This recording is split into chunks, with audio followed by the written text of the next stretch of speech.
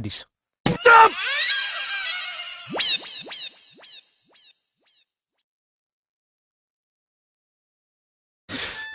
thank god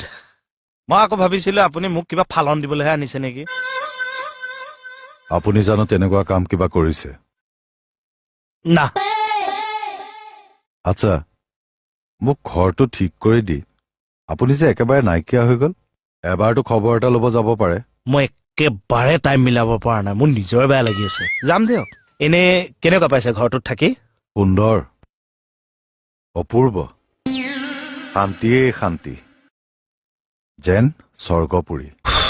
মই জানো নহয় ছাৰ মই আপোনাক বেয়া ঘৰ এটা চাই দিম নেকি সেইকাৰণে ভালৰ ভাল ঘৰটো চাই দিছো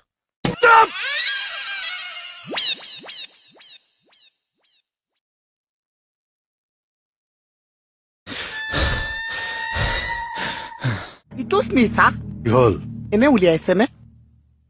কি কণী পইচাটো অ মাই